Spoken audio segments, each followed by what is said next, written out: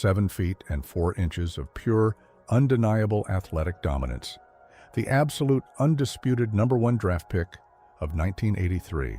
They enthusiastically called him the ultimate savior of the franchise, a living, breathing gold mine guaranteed to build a glittering, unstoppable empire. His name was Ralph Sampson. But the mainstream television networks completely left out a crucial, much darker part of the story. They desperately wanted you to believe that failing joints and physical exhaustion were the only reasons his massive world dramatically collapsed. That was just a highly convenient, completely sterilized excuse to quietly cover up a much more complicated, reportedly scandalous reality. How does a multi-million-dollar sporting deity suddenly trade the blinding flashes of a sold-out arena for the terrifying red and blue lights of a police cruiser? We are about to intensely rip down the heavily guarded curtain. Prepare to uncover the deeply difficult locker room betrayals, the staggering mountain of unpaid family obligations, and the shocking federal legal troubles that forced a national hero to stand completely humiliated before a judge. This is the dark side of fame they desperately tried to hide for decades. To truly understand how Ralph Sampson lost his entire athletic kingdom, we have to go back to a childhood that was abruptly stolen before it ever truly began. Long before the massive multi-million-dollar contracts were signed, and long before the relentless public scrutiny threatened to tear his mind apart, there was just a young boy growing at an astonishing, almost unnatural pace. While other kids his age were experiencing the simple, awkward stages of growing up, trying to fit in, and going to school dances, he was already looking down at the tops of grown men's heads. Try to truly imagine the profound, isolating psychological toll of that reality. Imagine never, ever being able to just blend into a crowd. Imagine being an immediate, glaring spectacle, the absolute second you walk into any room, a grocery store, or a classroom. Society looked at his extraordinary, towering frame and instantly, firmly decided his entire destiny for him. Nobody ever asked him what he wanted to do with his life. He was not given the simple, human luxury of choosing a career path. The hardwood floor of the basketball court was practically assigned to him as an inescapable, lifelong sentence. The immense, suffocating pressure from neighbors, local coaches, and eager relatives began to deeply crush his spirit long before he even reached a college campus. Everyone expected him to be a relentless, fierce, terrifying force under the basket. They wanted a monster who would physically dominate opponents and shatter backboards. Yet, those who were genuinely close to him, the very few who actually bothered to listen to the boy trapped inside the giant's body, whispered a completely different, almost heartbreaking reality. Deep down in his core, he harbored a secret desire that would later utterly infuriate his hard-nosed professional coaches. He reportedly hated the physical brutality of the center position. He possessed the delicate soul of a playmaker. He spent countless hours alone in empty gyms, dreaming of handling the ball with the finesse, vision, and grace of a much smaller point guard. This agonizing, silent disconnect between his undeniable physical reality and his deepest internal desires planted the very first, deeply rooted seeds of a catastrophic internal conflict. He was a prisoner in his own miraculous body, forced to play a grueling role written by absolute strangers. This silent rebellion was brewing, setting the stage for a dramatic conflict that would eventually cost him his empire. But before the professional leagues could get their claws into him, the college recruiters began circling his hometown like relentless sharks sensing a fresh drop of blood. The university years quickly transformed Ralph from a local, towering curiosity into an absolute, untouchable national phenomenon. He chose to play for the University of Virginia, and what he did there was nothing short of historic. 3 separate times he was crowned the absolute best college player in the entire nation. 3 times! That is an achievement so profoundly rare and difficult that it almost defies the logic of competitive sports. He completely dominated the floor, becoming a glaring, irresistible beacon for every single major professional scout, agent, and general manager in the country. The entire professional basketball ecosystem became intensely, unhealthily obsessed with acquiring him at any cost. Behind heavy, closed wooden doors, the manipulation and shady backdoor deals were rapidly reaching a dangerous, highly tense boiling point. The stakes were impossibly high. Legendary, ruthless figures of the sport deployed every conceivable psychological trick in their extensive arsenals to lure him away from his education. There were hushed, tense conversations in dimly lit, smoke-filled hotel rooms. There were secret, off-the-record promises of unimaginable, generation-altering wealth. Agents relentlessly pressured him, whispering in his ear that he was risking millions by staying in school for free. Millions upon millions of dollars were literally dangled right in front of his young, impressionable face, a staggering temptation that would easily break the moral resolve of almost any young athlete desperate for a way out.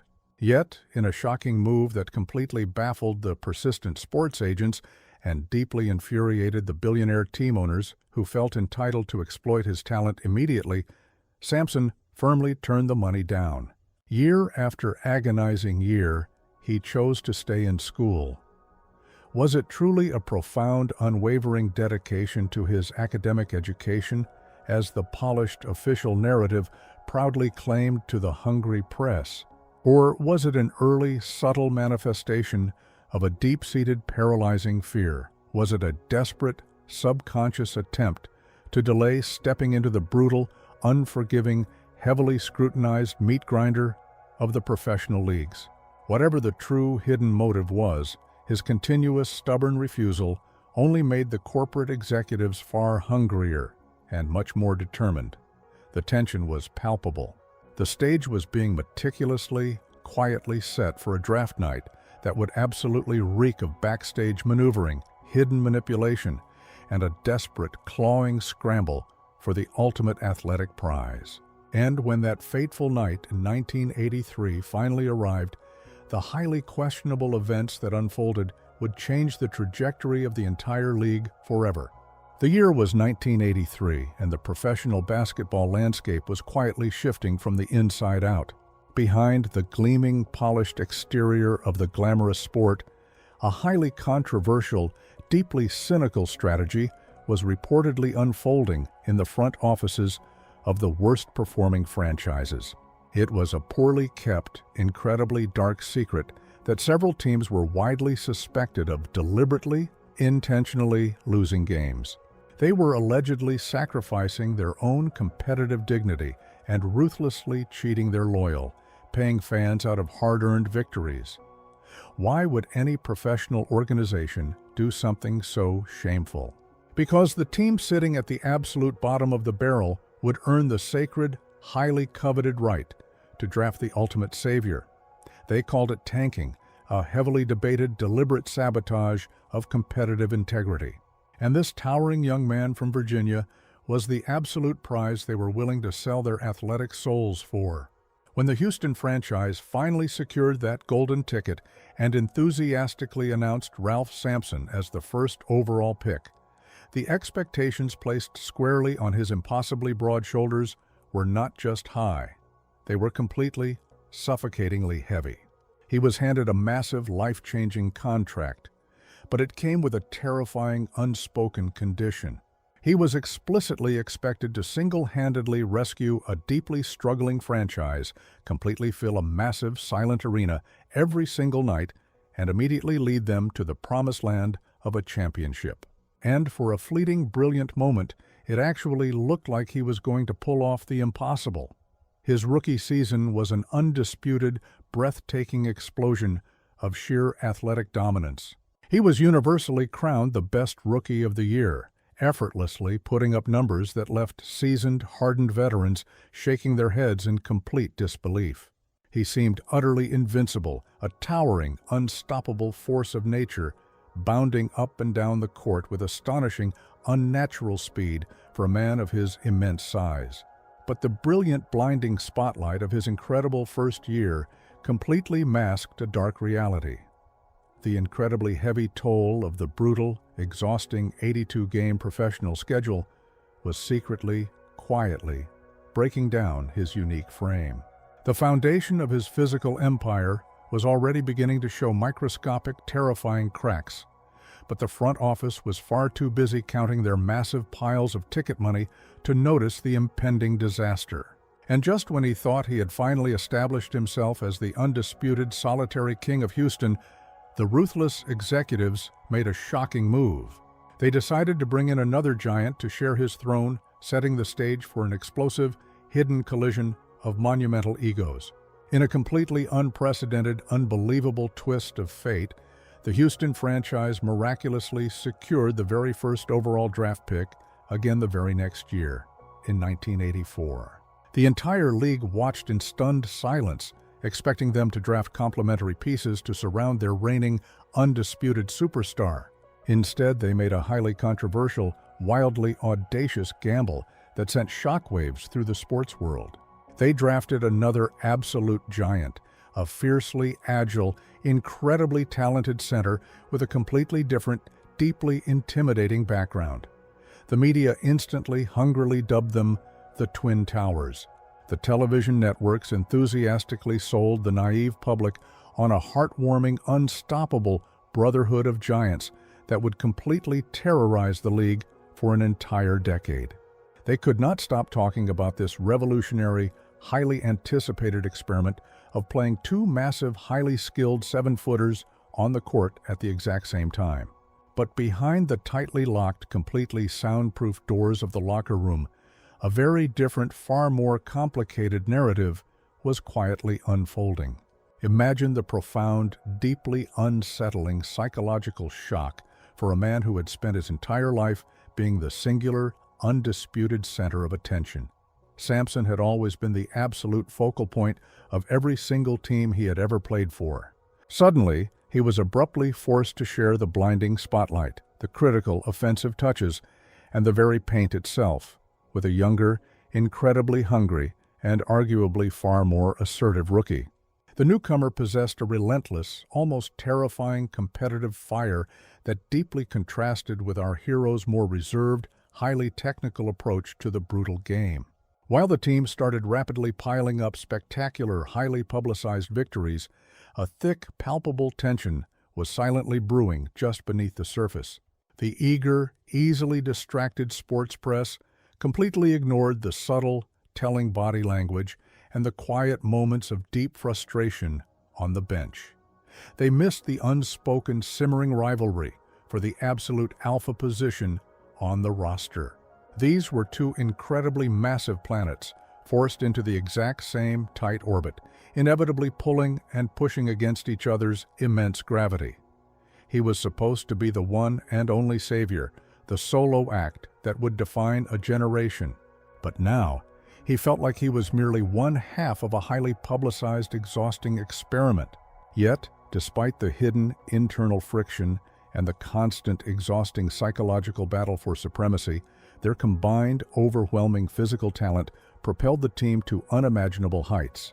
They were on a direct, unstoppable collision course with basketball immortality right before the universe cruelly ripped it all away. The 1985 to 1986 season was a spectacular, breathtaking flight straight toward the blinding sun. The team, powered by the sheer, overwhelming, and terrifying force of their two gigantic stars, completely dismantled almost everyone standing in their fierce path. The absolute, undeniable peak of his entire professional existence arrived during the incredibly tense, highly anticipated conference finals. They were matched up against the seemingly invincible Los Angeles team, the absolute gold standard of the era, a glittering, confident dynasty featuring legendary names. Nobody outside of the intensely focused Houston locker room truly gave the Twin Towers a legitimate chance to survive the grueling, physically punishing series. But Sampson played like a man completely possessed, a towering, unstoppable force of nature determined to firmly seize his rightful crown. The defining, unforgettable climax happened in a crucial, heart-stopping game where the entire season hung precariously in the balance. With only a single, agonizingly short second remaining on the clock, the ball was desperately thrown his way. In a moment of pure, unadulterated athletic genius, he caught the ball in midair, miraculously twisted his massive frame, and launched a completely blind, impossible turnaround shot. When the ball tore through the net as the final buzzer loudly sounded, the arena erupted into absolute deafening pandemonium. He had single-handedly slain the mighty dragons of the West Coast. That legendary gravity-defying shot instantly cemented his status as a certified, undisputed basketball icon. It was a deafening success that would echo through the decades. He felt completely, undeniably omnipotent, riding a massive wave of euphoria so intensely powerful that it completely deafened him to the dark, ominous warnings his own fragile body was trying to send. The sheer, overwhelming adrenaline of the historic, monumental victory completely masked the sharp, terrifying twinges of pain that were beginning to intensely radiate through his heavily burdened knees. He had reached the absolute, undeniable zenith of his athletic life. But as the dark side of fame dictates, the higher you manage to fly, the more devastating, dramatic, and completely catastrophic the inevitable fall will be. And his tragic fall would not just be a slow, graceful decline, it would be a dramatic plunge straight into a dark nightmare from which he would never truly wake up. The legendary gravity-defying shot that miraculously sent the Houston franchise to the 1986 championship finals was supposed to be his ultimate, unquestionable, crowning achievement. Instead, it was the exact devastating moment the universe decided to heavily collect its incredibly painful toll. The final round was not just a basketball series, it was a brutal, unforgiving physical war against the seasoned, ruthless, and highly intimidating Boston team. This was a legendary, hardened dynasty that knew exactly how to psychologically dismantle their opponents long before the actual game even started. The air in the massive arena was incredibly thick with a highly toxic, simmering hostility. The Boston players, specifically instructed by their cunning coaches, relentlessly and intensely targeted the towering giant. They understood a dark, hidden secret of the sport. If you cannot beat the physical marvel with sheer athletic ability, you must fiercely attack his deeply fragile mind. Every single time he stepped into the heavily guarded paint, he was met with harsh, hidden elbows, constant shoving, and a relentless, exhausting barrage of psychological trash talk designed to completely break his spirit. The absolute, undeniable breaking point arrived in a chaotic, ugly explosion of completely unadulterated frustration. In a highly controversial, shocking moment that would be mercilessly replayed on television screens for decades, the gentle giant finally snapped. He found himself deeply entangled in a shocking physical altercation with a vastly smaller, highly irritating opposing guard. It was a stunning, incredibly bad visual.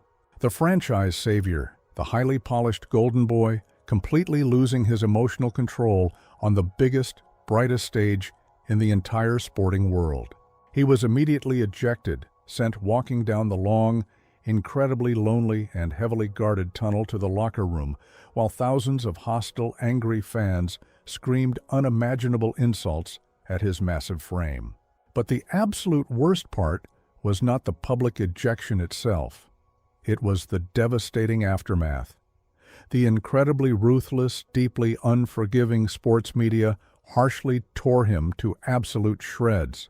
They firmly branded him as weak, emotionally unstable, and completely incapable of handling the suffocating pressure of a championship stage. The psychological damage from that singular, highly publicized incident was completely catastrophic, fracturing his confidence in a way that would never, ever be fully repaired. While the highly critical press relentlessly attacked his fractured psyche, a much darker, far more terrifying betrayal was quietly, steadily happening inside his own massive body. The human frame was simply never, ever designed to carry over 230 pounds of weight on a 7-foot 4-inch skeleton while constantly jumping, forcefully pivoting, and intensely sprinting on a rock-hard wooden floor 82 times a year. The incredibly sharp, terrifying twinges of pain he had been desperately ignoring finally erupted into a permanent, agonizing nightmare. His knees, the incredibly vital, heavily stressed shock absorbers of his entire athletic empire, began to rapidly deteriorate beneath him. The medical reality of the 1980s was incredibly primitive compared to today, resembling something closer to reckless experimentation than advanced sports science. Desperate team doctors, intensely pressured by highly anxious executives who were terrified of losing their biggest financial investment, frantically tried to patch him together. They used highly questionable, aggressive treatments, injecting his fragile joints with heavy painkillers just to get him out onto the brightly lit floor for the demanding television cameras. He was no longer treated as a human being. He had become a highly expensive, deeply broken machine that the franchise desperately needed to keep running, regardless of the agonizing personal cost. The toxic locker room secret was out. He was playing on essentially one leg. His incredible, rare speed completely vanished, replaced by a painful, heavily noticeable limp.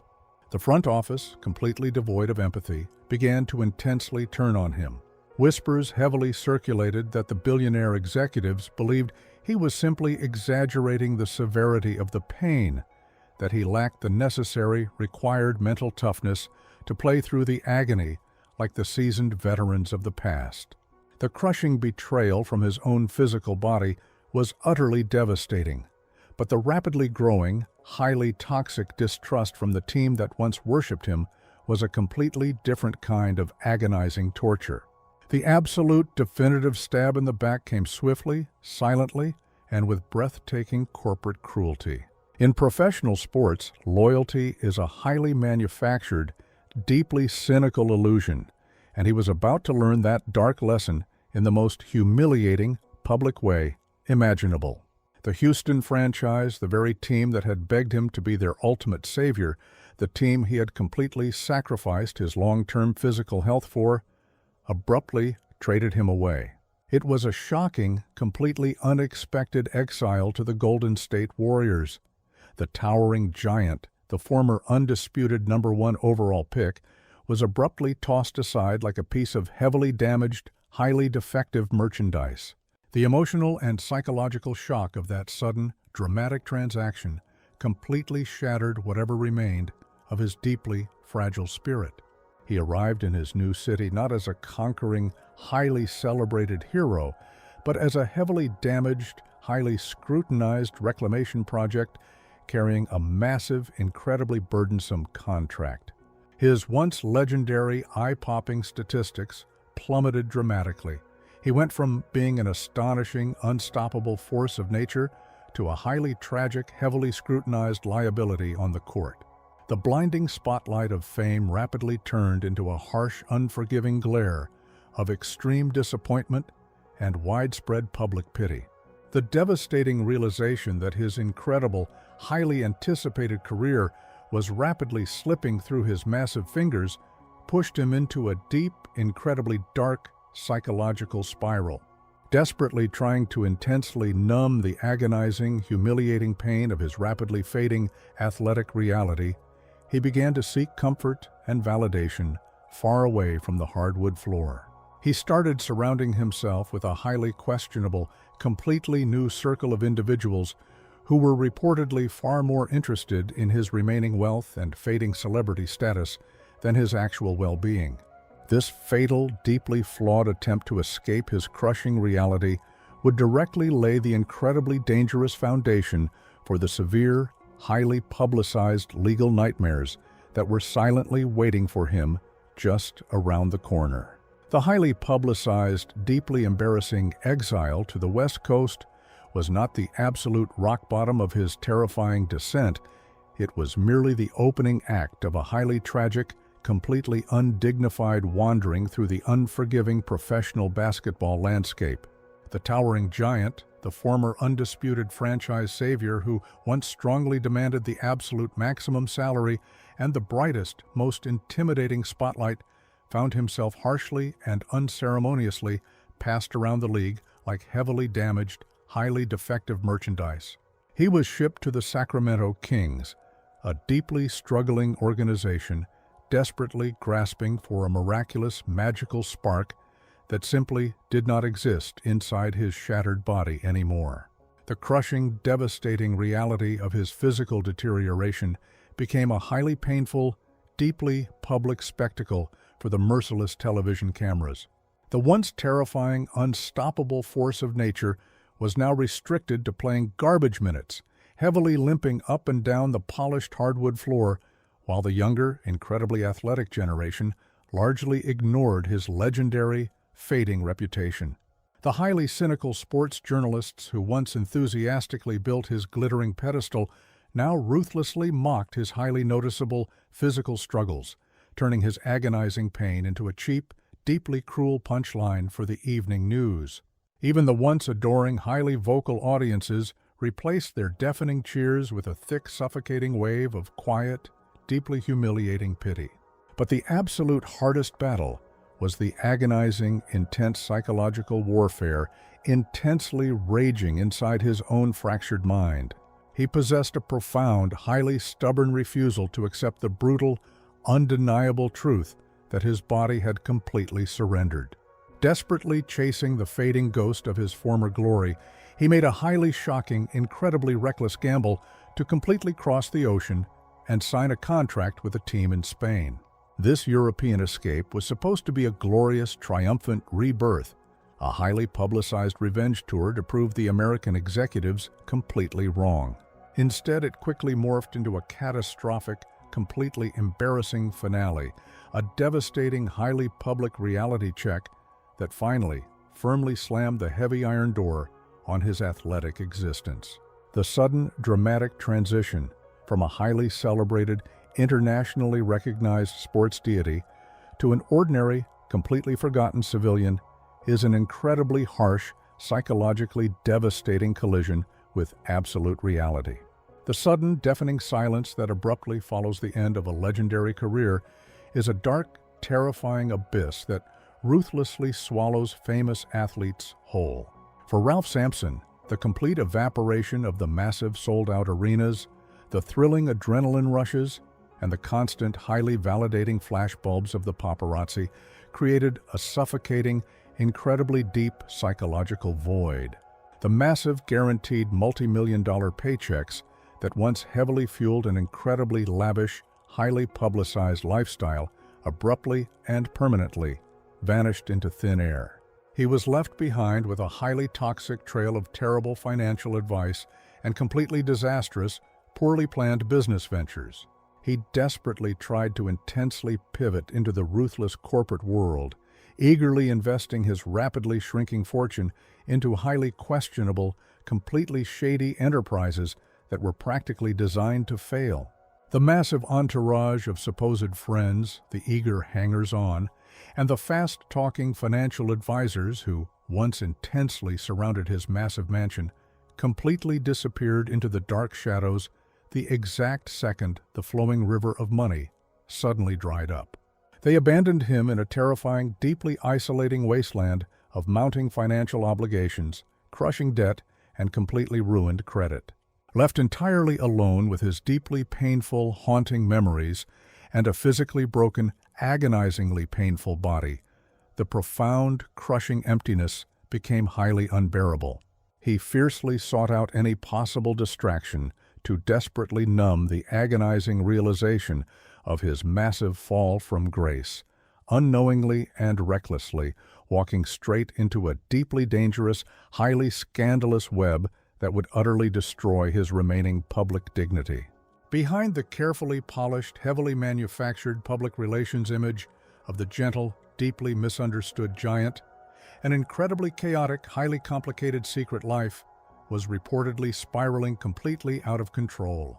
The dark side of fame is heavily paved with intense, irresistible temptations, and he fell into a highly destructive, completely reckless pattern of behavior that the mainstream sports media largely missed during his active playing days. While the television analysts were incredibly busy, intensely scrutinizing his rapidly declining statistics and his heavily damaged, heavily wrapped knees, he was quietly leaving a highly complicated, deeply messy trail of broken relationships and massive personal responsibilities across multiple different states. The shocking, highly guarded secret finally exploded into the unforgiving, blinding public eye when a massive, terrifying avalanche of fierce legal lawsuits dramatically hit the heavily backlogged court systems. He was suddenly and publicly exposed in reports claiming he was the father of multiple children with several different women, a highly scandalous, completely shocking revelation that completely shattered his remaining wholesome, family-friendly reputation. The incredibly strict, highly uncompromising family court judges ruthlessly demanded massive, completely astronomical child support payments based on the incredible, generation-altering wealth he used to possess, utterly and completely ignoring the terrifying reality that his bank accounts were rapidly bleeding completely dry. The highly humiliating, deeply public legal hunt intensely began. Relentless, completely unsympathetic judicial officials and determined process servers started tracking the towering, highly recognizable former superstar, turning his daily existence into a deeply paranoid, highly exhausting game of hide-and-seek. The giant who once completely owned the painted area of the basketball court was now desperately, tragically hiding in the deep shadows, absolutely terrified of the loud knock on his front door that would soon lead to the absolute darkest, most humiliating chapter of his entire existence. The terrifying, highly publicized hunt for the towering, deeply indebted former superstar eventually reached its absolutely inevitable, highly humiliating conclusion. You have to truly understand the sheer, agonizing physical impossibility of attempting to hide from the authorities when you stand a staggering 7 feet and 4 inches tall. You cannot simply blend into a busy crowd. You cannot quietly slip out the back door unnoticed, and you certainly cannot escape the glaring, highly intrusive eyes of a public that once passionately worshipped your every single move on the polished hardwood court. The deeply embarrassing, highly traumatic moment finally arrived under the harsh, unforgiving glare of flashing red and blue police lights, abruptly shattering the quiet, desperate illusion of normalcy he had been desperately trying to maintain. Imagine the profound, deeply crushing psychological shock of that specific, terrifying night. The very same massive, incredibly powerful hands that once effortlessly palmed a basketball to the absolute roar of 30,000 adoring fans were now being firmly, securely forced behind his back. The arresting officers practically had to link multiple sets of cold, heavy steel handcuffs together just to properly secure his incredibly wide, massive wrists. This was no longer a simple, easily managed misunderstanding about a missed financial payment. This was a spectacular, breathtakingly public dismantling of a carefully manufactured national icon. The highly opportunistic local news stations immediately caught wind of the scandalous arrest, frantically sending their buzzing helicopters and shouting camera crews to eagerly capture the absolutely devastating visual.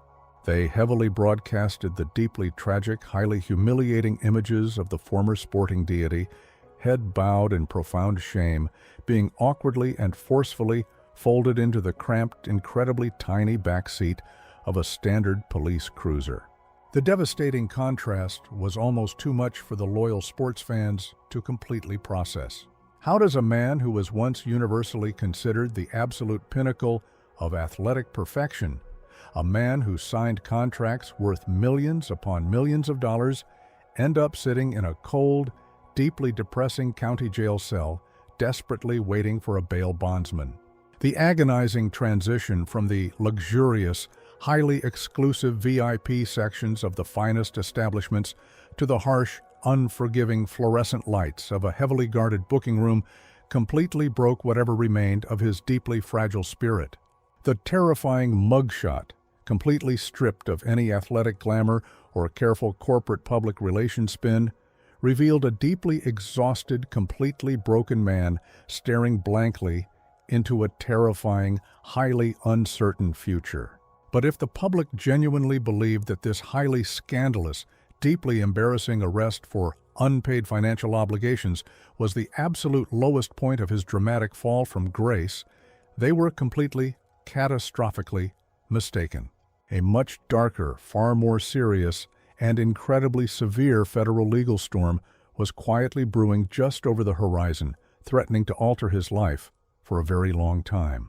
Just when the highly critical, unforgiving sports media and the deeply disappointed public assumed the tragic narrative could not possibly sink any deeper into the mud, the situation dramatically escalated from a deeply embarrassing local scandal to a massive, highly complex federal legal battle.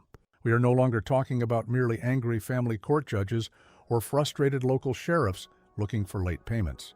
The incredibly powerful, highly intimidating federal government of the United States, specifically the relentless investigators probing his financial records, had quietly and meticulously set their sights on the former basketball savior. The deeply shocking, incredibly scandalous accusations completely rocked the sports world to its very core, allegations involving federal mail fraud and severe, highly scrutinized financial document manipulation. The sobering realization heavily set in that he was no longer merely a deeply flawed athlete struggling with his personal responsibilities. He was now the primary, highly scrutinized target of a massive federal investigation that carried the very real, deeply terrifying threat of a lengthy sentence in a federal penitentiary. How does a man who once possessed practically limitless, unimaginable wealth find himself deeply entangled in an alleged illegal scheme involving the reportedly fraudulent concealment of assets and manipulated financial documents? The dark, deeply hidden secret lies in the terrifying, suffocating psychology of a massive, sudden financial collapse. When the massive, guaranteed paychecks suddenly stopped coming, but the incredibly expensive, highly lavish lifestyle and the heavy, crushing demands of his massive entourage refused to end, a profound, blinding desperation quickly took control. He intensely surrounded himself with a completely new, highly questionable circle of deeply shady associates who operated in the absolute darkest, most complex corners of the financial world. These fast-talking, highly manipulative individuals reportedly preyed upon his deep financial insecurities and his desperate, burning desire to maintain the glittering, highly deceptive illusion of extreme wealth and power. Authorities claimed they quietly dragged the incredibly naive, legally vulnerable giant into a highly complex, legally disastrous web of questionable signatures, heavily disputed statements, and scrutinized mail transactions. When the federal agents came suddenly knocking on his door before the sun even came up, carrying thick, highly detailed folders filled with undeniable, highly incriminating evidence, the terrifying, suffocating reality of his disastrous choices finally collapsed on his massive shoulders. The deeply embarrassing local arrests were merely a painful slap on the wrist. This massive federal indictment was a heavy, terrifying threat intensely hovering directly over his massive neck. The cynical sports journalists who had once fiercely defended his legacy now ruthlessly circled like hungry vultures, eager to completely devour the final decaying remains of his completely shattered reputation. The incredibly tense, heavily publicized courtroom drama that closely followed the shocking federal indictment was the absolute, undeniable funeral for his completely shattered public legacy. The massive, heavily guarded federal courthouse was absolutely packed with shouting reporters, highly curious onlookers, and deeply disappointed former fans, all eagerly waiting to witness the final, humiliating act of this deeply tragic play. He was forced to physically and metaphorically bow his massive, towering frame before a deeply stern, highly strict federal judge. The incredibly stressed defense attorneys he had desperately scraped together knew absolutely, undeniably well that fighting the massive, overwhelming mountain of federal evidence in a highly public trial would be a completely catastrophic, deeply foolish mission. They strongly pushed him toward the only remaining, deeply humbling option, a carefully negotiated, highly restrictive plea agreement to desperately avoid spending the next several years behind thick, cold steel bars. The most agonizing, completely devastating moment of his entire turbulent existence was not a painful, career-ending injury on the polished hardwood court. It was the deeply agonizing, heavy silence in that massive courtroom when he was legally required to stand up, look the federal judge directly in the eye, and quietly, humiliatingly accept a guilty plea. By formally and publicly accepting the devastating plea deal, he officially recorded himself as a man with a federal conviction. The harsh, deeply restrictive sentence included heavily monitored probation, massive, completely unpayable financial obligations, and a terrifying, highly restricted existence completely controlled by the legal system. But the true, deeply agonizing punishment was the invisible, suffocating life sentence of complete, utter public disgrace. No matter how many massive arenas he had, no matter how many massive arenas he had completely sold out, this dark, heavily scrutinized legal record would ruthlessly follow him like a massive, inescapable shadow for the absolute rest of his natural life. He desperately tried to quietly disappear into the deep background, painfully taking low-level, completely unglamorous coaching jobs just to financially survive, living a deeply haunting, quiet existence while the bright, glittering professional league intensely moved on without him. The towering giant who was once absolutely destined to rule the entire sporting world was now just another cautionary, deeply tragic tale whispered in the dark corners of the locker rooms. The call that suddenly, completely unexpectedly came in the year 2012 was a massive, profound shock to the entire professional athletic system. For over 2 long, agonizingly quiet decades, the towering, deeply troubled giant had been practically marginalized from the glittering, highly celebrated official history books of the professional league. The billionaire executives, the highly polished television networks, and the relentless public relations managers had actively, fiercely tried to completely overlook the highly scandalous, deeply embarrassing final chapters of his devastating fall from grace. But undeniable raw athletic talent of that absolutely monumental magnitude simply cannot be buried forever. When the incredibly prestigious, highly exclusive voting committee finally made the controversial, intensely debated decision to officially induct him into the sacred, heavily guarded halls of basketball immortality, the reaction from the intensely critical sports world was deeply, profoundly divided. Some seasoned, highly vocal analysts loudly and firmly argued that his absolute peak, though breathtakingly spectacular and undeniable, was tragically, painfully short. They heavily pointed their fingers at the federal charges, the massive, highly publicized financial scandals, the incredibly messy personal controversies, and the humiliating, desperate final years of his shattered career. But the sheer, undeniable reality of his 3 consecutive College Player of the Year awards and that legendary, gravity-defying playoff shot ultimately forced the heavy, highly guarded doors of the museum to finally swing open. The induction ceremony itself was a highly emotional, deeply uncomfortable spectacle of absolute, heartbreaking contradictions. Imagine the profound, incredibly heavy psychological weight pressing down on his incredibly broad, aging shoulders as he slowly, heavily walked up to the brightly lit, highly decorated podium. He was completely surrounded by the absolute greatest, most legendary, and highly respected figures in the entire history of the sport, men who had won multiple glittering championships and built massive, highly successful, untarnished corporate empires. He stood there, looking out into the massive, completely silent sea of incredibly wealthy, highly successful individuals, deeply knowing the dark, complicated truth of his own agonizing, deeply flawed existence. His incredibly emotional, deeply moving acceptance speech was a masterful, highly respectful performance. He smiled politely for the flashing, relentless television cameras, proudly wearing the highly coveted bright orange presentation jacket. But if you looked intensely closely at his deeply weathered, tired eyes, you could vividly see the profound, suffocating ghosts of what absolutely, undeniably should have been. The polite, highly respectful applause that echoed through the massive, heavily decorated auditorium felt completely, utterly bittersweet.